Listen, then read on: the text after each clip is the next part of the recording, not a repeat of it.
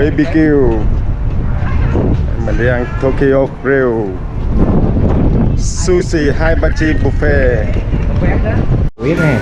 Có tuổi hồi ứng tự ứng tính. Mình đất là 31 đồng. Đây có giá nè. Đây là giá nè. Tiệm Hibachi Buffet này mới mở. Mình đi quay cho mọi người xem có cái bar đẹp không? Mở đẹp quá. Tổng thể tiệm hết thật xả quá.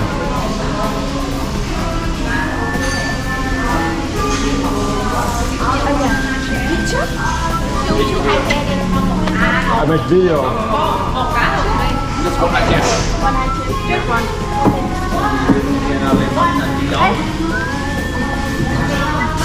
Rộng rãi, đẹp.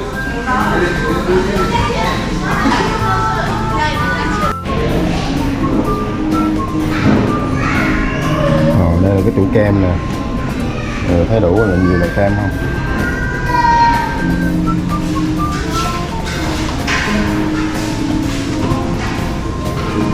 Đây là quầy dessert bánh ngọt.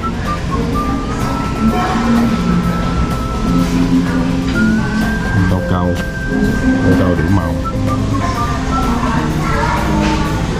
Còn đây là sashimi này. Buổi trưa không đầy đủ đồ bằng buổi tối nha mọi người. Đây là củ cà chua, kimchi,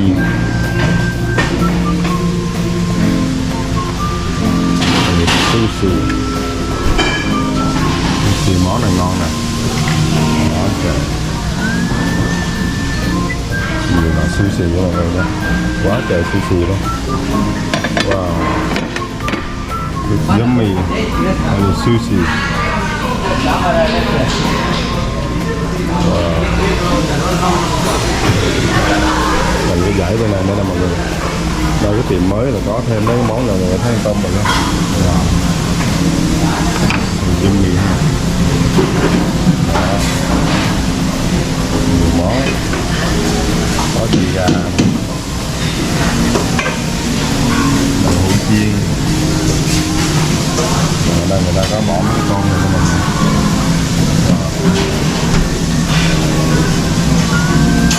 Yummy. Đây tiệm mới nha mọi người nha. Còn đây dãy bên này là dãy đồ xào. Mình ăn bao nhiêu là mình lấy mình xào nên mỗi người được một cái tô đó. Bắp non, cải, gừng, tỏi, cà rốt, cà chua. Mình lấy cái tô cái mình lấy bỏ mình xào luôn này.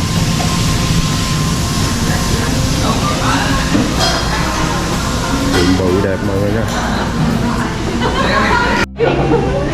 Say hi. Okay. Say hi everybody. Hi everybody. Yeah. Hi. How are you? How old are you? Vợ chồng em gái mình đi xe nào qua chơi. Anh Phú Teo. Hello. Hi Teo. Hello. Hello. Hello. Hello. Hello. Hello Pia. Anh không biết là rủ bánh trống vậy thôi. Có nhà cũng gà. Tu. Lấy gạo đi. Đây là trứng hả? Hả? Phải mỗi thứ gì đó thôi. Ăn thôi rồi ăn mấy khác.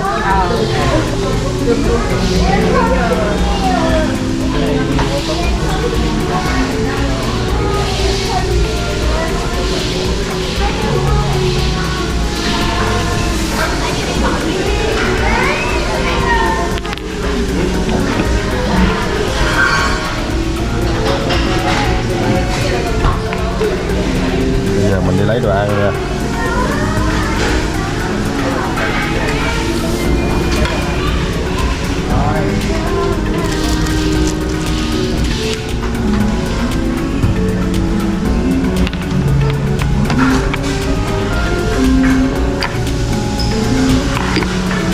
Lấy mỗi thứ một cái à.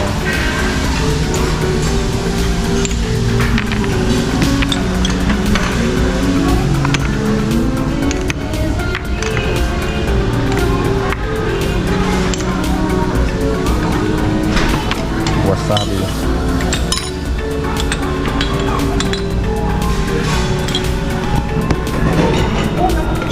Yeah, Linh, watch out, okay? What you need? Hôm nay không có đồ ăn của con ở đây. Con đi qua lấy cái sushi đi. Ở đây mấy cái wasabi, cái cay đó. Không ăn cái gì. Dạ.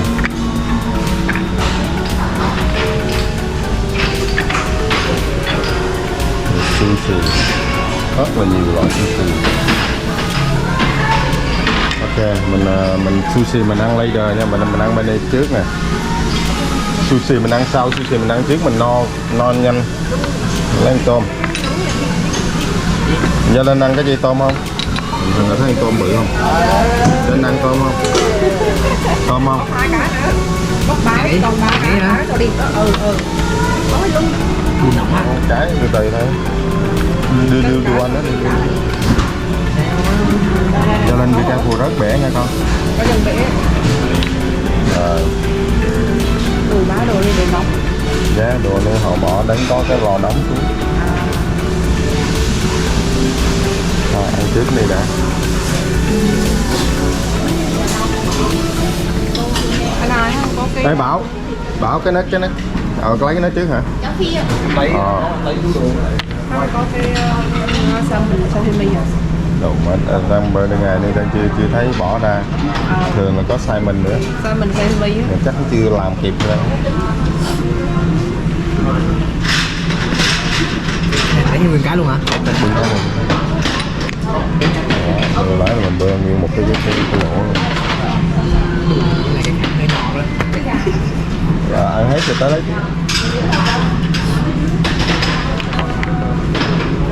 Cái khay hình như là để chuyên mình bỏ sushi thôi. Còn khay bự mình bỏ kia.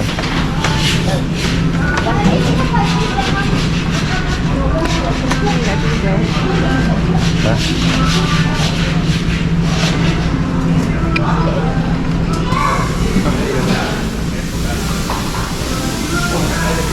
Rồi về ăn trước cái này đi thôi.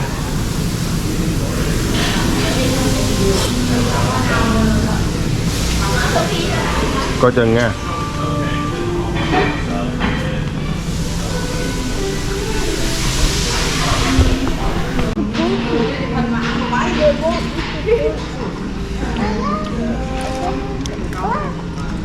Tôm rất bột.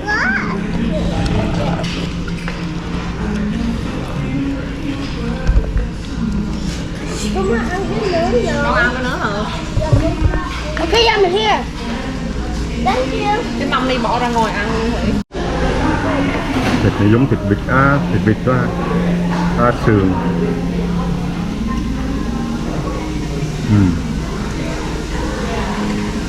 Ngon. Hay là mình ăn xong mình để đây bữa các bạn. Để đó dọn nha.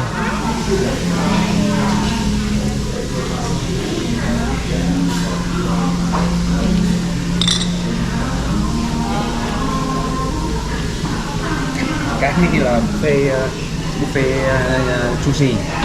Nó tên là buffet tàu. Tao nói thẳng đi có đu đủ của tao. Buffet à? Có nuôi đồ mà. Có giờ đang làm. Cái muỗng. Đều có đồ ăn đó mà. Ê, nó lấy muỗng nằm đầu nó kìa. Buffet. Em muỗng này nè, muỗng làm gì? Cái gì?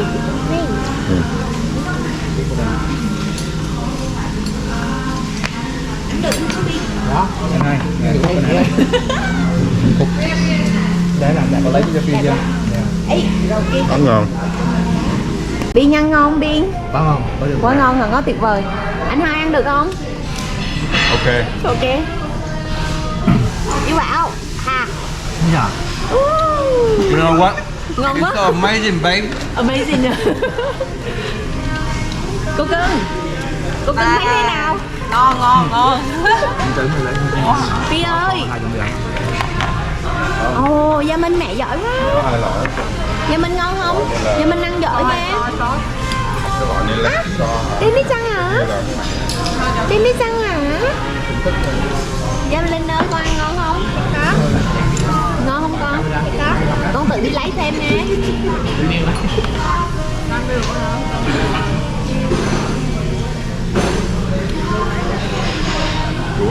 bỏ nhiều. Cincinnati một cái đặc biệt, Thử một miếng cá. một cái miếng mới mở lần nhau. Đẹp chứ. Quán gì? No. Ngon à. Cô nói tiền tại nhà mình rồi đó.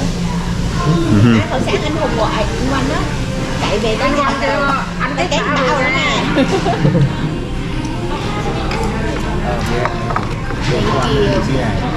Hả? Rồi mới mì. Em kêu cho. Đó, hai tô đó. Thank you. Đi đồ cái lại rồi. Ngon. Để lên cho mình đồ ăn chung chịu được anh biết không? Chỉ cho mấy anh em mấy chị ăn chung luôn. Cho mấy đứa không ăn đâu. Không ăn mấy đâu. Em mấy cái chén này. Ở đây. Nô cái nước. Má cái chén chút xíu nữa mình đi lấy đồ ăn đó. Đồ ăn đó. Lấy đồ ăn. Xin hắn cái chén khác. Đây xây lấy đâu? Lấy mấy cái muỗng. Muỗng còn đây đó. À, có. Cái này đưa đầy này. Con tôm phích bột bự. Sophia thử xúc ăn. Cái này có thịt bò rồi nè. Chị xin nói là bỏ luôn. Rất là dễ. Bên đây no. Con mùa mà để đó mà không muốn mua gì. Ok. Nhanh lên cho mình người để từ để mặc lấy chén về đâu cũng có Vô anh hai. Vô. Happy Tuesday. Đổ. Để ăn lấy cho. strawberry rồi. Cho Linh đấy, hút con mà lại. Cho Linh. Nhớ cho Linh đừng mở đó, cho Linh mở đó đồ ăn uống rồi. Có súp nữa nha. Dạ. Súp cắt. Kiểu mà súp miso, súp Nhật á, một lấy không chị sẽ lấy cho hai đứa. Để tiếng lấy đâu. Đang ăn rồi lấy súp như vậy. Súp để ăn với sushi. Cho con cái chén. Múc ra tao Vâng. ăn không? Để ăn không? Lên chưa ăn đâu. Mình ăn mì không? Không. Về người mẹ múc ra cho. Con muốn ăn cho nó. Ăn đồ vào ok, từ từ để con múc cho. Nè. Mình ăn kê. Lấy cái trứng này. Tôm chiên ngon. Linh.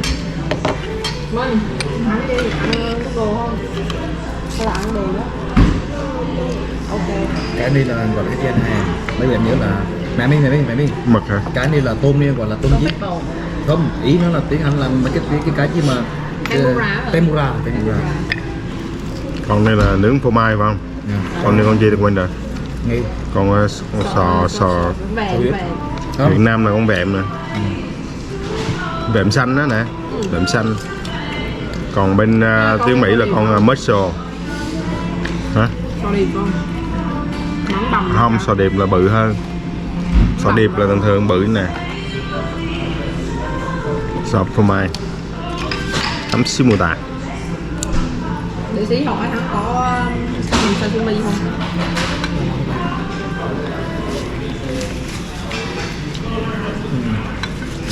Béo. Bạn theo dõi chưa? Sushi. Xin mời. Thằng Bin là có ly thống luôn. Bài bữa là chuẩn bị là tập Thôi chị ăn làm miếng này đấy. Đúng rồi, bữa sau đi đâu Ăn cho ngon. nè, có huyền đâu nha. Ăn cho ngon. Bữa sau đi đâu là né ra Ăn bình thường. Nhiều táo không nè, tập là vô cái mưa mới nhất. Nhiều khi nó tự nghĩ luôn có. Nó đưa hệ lên là có zero view đó. Cái chén mù tạt của mình họ lấy rồi. Anh thấy rồi tới thằng em. Ok. Rồi đây. Vô bà. Giới thiệu. Tôm rang me. Không con me có tôm thôi. Đây. Con mình nè. Còn mình gấp. Còn mình hả? Đang ăn. Vợ mình nè. Vợ mình nè. Mẹ vừa nhàn này đó, mẹ nhàn đây đó. Mẹ nhàn ngài lắm. Nghe kìa. Mọi người cơm cháo chưa? Cơm cháo cho lấy mà lên sống anh. Có hụt anh không biết, anh hai ông có cắt không biết mà. Không đâu, để đó. Mở cái Nhiều. bánh súp. Nhiều khi mình ăn mình miệng ngon kia đó, nhiều sau nên làm reviewer luôn. Mở cái bánh súp. Súp này, ăn này, hút này. Nghe tiếng. Hút luôn. Không, hút là tụi nó hăng điện cho một cái máy đây nó nhìn xem nào. Mó là hút vậy đó. cái lùa á. Đó, đưa. Rồi, ông anh hai về rồi. Để trả máy lại cho anh hai. Hút dữ vậy. Nóng. Nóng bỏ cho nguội. Con không Linh? Gì có? Cho mình ăn gì đó? Rồi, ăn nữa đi. Con ăn nữa thôi. Ngắn thấy bỏ qua. Ồ, Sophie ăn tô cơm nè. Ăn chưa hết. Hai em gái mình. Đây là em gái mình. Còn thì Thanh Nhàn. Hot girl Louisiana thôi. Còn đây là em rể mình. Bảo. Ngon. Em trai của em rể mình. Hai. Bin Bin. Tôi không thấy anh hai giới thiệu vợ mình đấy. Vợ biết rồi. Riêng cái vợ là bỏ qua đi. Vợ dẹp qua bên. Họ ăn bin bin cho họ bin bin. Không ăn đi. Đưa con mẹ khỏe rồi đâu. Lẽ lên tiệm chơi thăm in chứ cho in gặp Bảo chứ. Mục đích một Em có vợ con là nữa. mục đích Để giới thiệu Bin. mục đích em chở lên. Giới thiệu Bin. vợ mà có lại gặp. Bin. Mục đích em chở lên để cho Yên gặp đó hả? Trời ơi. Ghê vậy? Lên rồi vô mấy lỡ mấy đứa nhỏ cũng vô cũng quậy banh trong đó rồi mệt nữa. Vô làm chân hết. Mày đi chơi đi. Đi chơi coi chừng đi chơi cho mấy đứa nhỏ chơi. Mình chơi, mình lớn mình chơi mấy ngày rồi. Thế nữa chơi gì? Có, mà phải chúng ta. Đố, đây mấy chỗ gần nữa. Hả? Mấy cái chỗ giống như nhảy zum giống như cho mấy đứa nhỏ chơi thôi. Bên đi có cái phô đi Bây giờ mới Mà nhưng mấy cái đồ chơi mấy em không à. Không có cái dùm. Cái son. Maybe. cái còn mà mình đó chứ biết chơi. mình đi coi cá coi đồ trên nó giờ xa quá. Ở trên skater có một cái Với lại hắn đi coi cá rồi nhiều đi cũng không thích. Tèo đúng còn nhỏ đồ nó chưa biết. Ít mẹ rồi. Lọt nguyên một cục này vô trong cái mù tạt luôn rồi. Đang quay mà. Ăn này mới giữ á. Wow. Mà mẹ không đừng có xấu con mày không à? Ăn nữa. Tại vì nhánh á. Mấy đứa mà xạo. Nhánh á. Ở với mình còn không biết không dọn màng giống nhau ok. Mình ăn đi nữa mình lấy đi. Ăn chi ăn sắp luôn. Bây giờ lẫn mắt mi cái đầu mi đang nghĩ tới ice cream rồi. Kem. Kem à ice cream hả? Em Minh ơi mẹ nói nè. Hắn đợi cho lấy kem không lấy. Này như vậy lấy được mà. Má ho một cái đòi ăn kem. Như nãy giờ mình rồi con ăn nữa.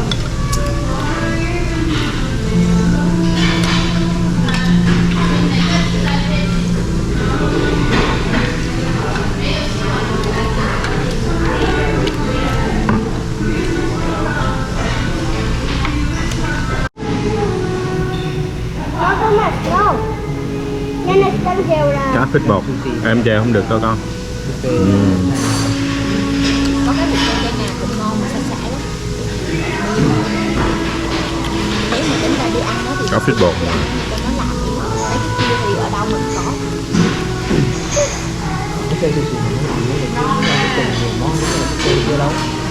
Nó làm cái phần làm sushi với lại canh với lại habashi này thôi. Đây mình muốn đi ra hả? Ra quậy nè. Ra quậy nè. Hello.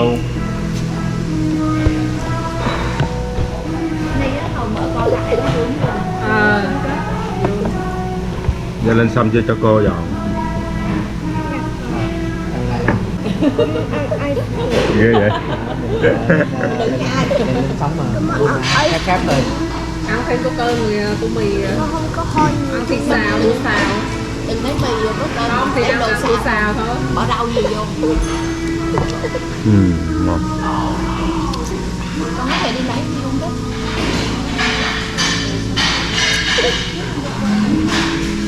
Cái mẹ sữa cho nó. Hello.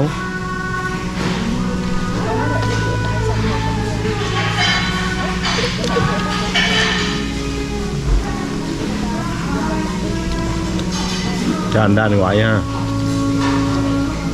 Hồi sáng Sophia múc kem nè. Em mình ăn bánh nè. Xíu cái mâm qua cho em dễ ăn. Xíu cái mâm qua bà. Kéo qua cho em ăn đi. Ngon. Ngon. Gia Minh á, Gia Minh bạn. Ồ, đó rồi. Lấy hát cho em đi cho em. Đây này, con cầm cái đàn không? Cái nó nặng quá. Con cầm lên. Rồi đó. Xích cho nó qua không tới dễ rớt. Ồ, có thèm nó đâu. Phi à? Con cho em ăn together nha.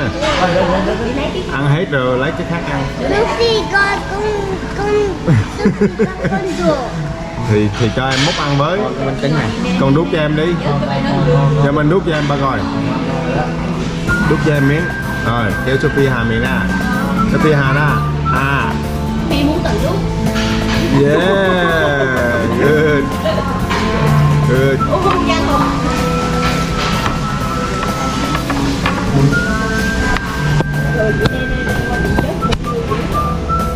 Gia Minh nó đang bột lên. Nó cao hơn này. Bột nó lên tròn. Wow, Sophie ăn gì đó. Này, còn lấy cái kẹp lăng này, còn lấy cái này chỉ mà không thôi được nó biết được không? Ah, strawberry. Yeah. Yeah.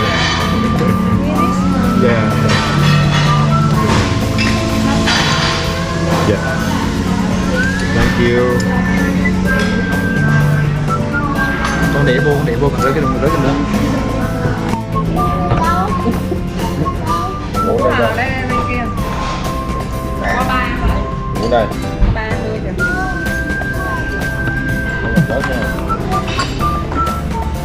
Bốc ra sẵn ra làm 34 chứ. Không, cái nó kèm thôi hả? Cái nó kèm nó móc đi cũng móc đi. Để con thấy cái đó. Ngồi cái ăn đi. Minh ngồi bên đây.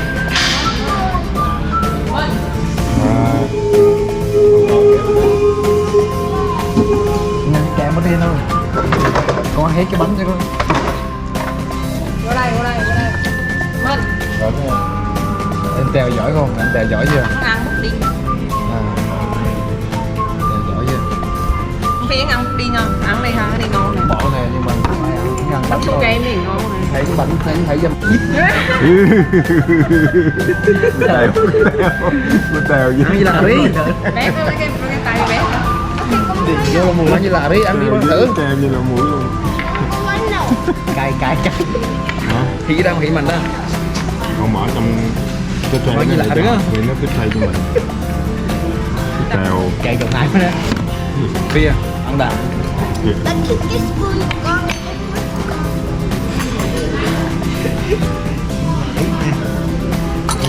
Vậy phải làm đâu không? Tôi biết cười chứ tôi biết làm gì. Cháu tôi ăn kem ngon lành quá luôn đi trời ơi.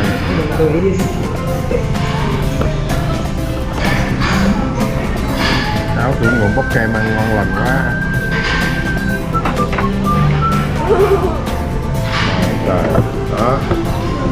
Cho Sophia làm show luôn.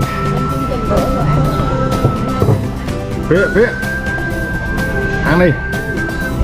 Rồi muốn ăn tiếp đi. Đâu cắn đâu. Nhìn nó chứ, nhìn nó thấy cái mặt Sophia này. Đó, Phi ăn đi. Đó, Sophia ăn.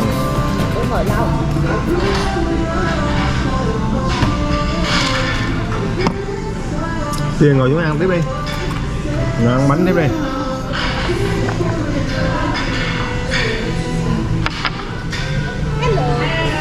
Hello kìa Phi.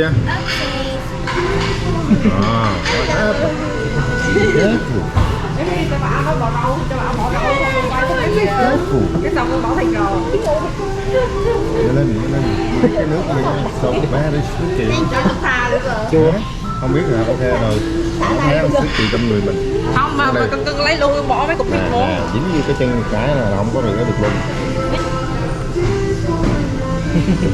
Mình lớn rồi mình xem mình video. Bin chơi một cô quá bự.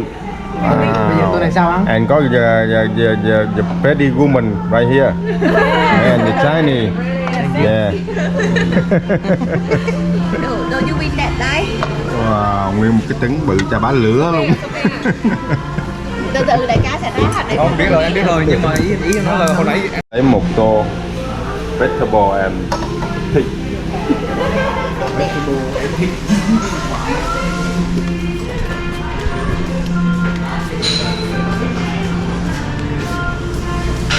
lấy được lá lại biết được cái lá. Okay. Rice, broccoli, mushroom, okay, and the bell pepper, a little bit bell pepper, and a little bit corn. Okay, move on. Lấy carrot. Okay. And the garlic.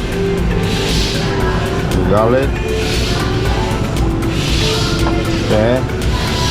Cilantro. Let's cilantro. Ngò đó. And cái the baby corn là bắp non, bắp baby. Okay.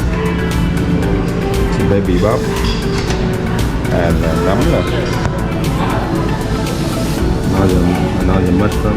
Nấm nè. Tôi bỏ nấm nè. Đó. Mình gót chát rồi.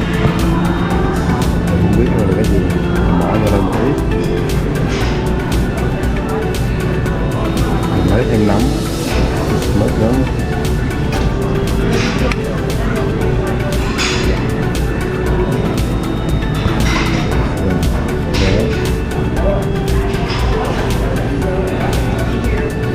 Mấy mọt lên rồi.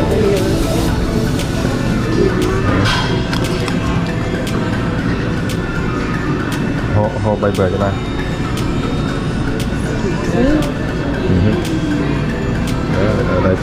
Ở đây có rice này, fried rice này, ramen noodle, noodle udon. Nhưng mình không ăn thì mình bỏ. Nếu mình ăn thì mình chọn vô. Okay.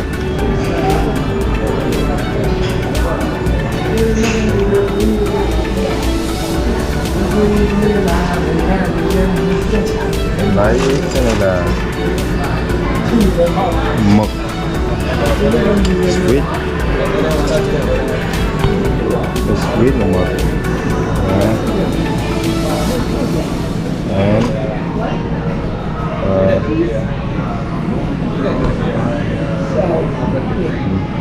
thịt.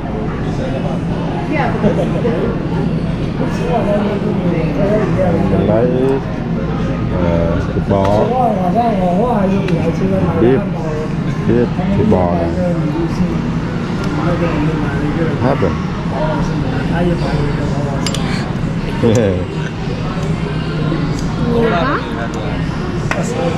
Nhiều quá. It's ok, cái này họ chút xíu họ làm lại ít. Thì cơ ba ngon lì vegetable, ba không có bỏ noodle hay là fry. Ok, and bây giờ ở đây mình bỏ cái sốt pepper, bỏ vô. Ok. And đường ngon này powder, tỏi vô. And something a little bit black pepper. I don't see black pepper here. Okay. What is that? Okay, that's good. You put here.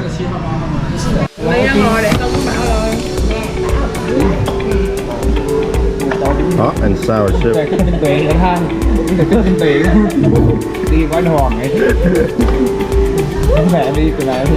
Đứa ảo tao đứa này. Tôi mang đi với thầy. Soup kia.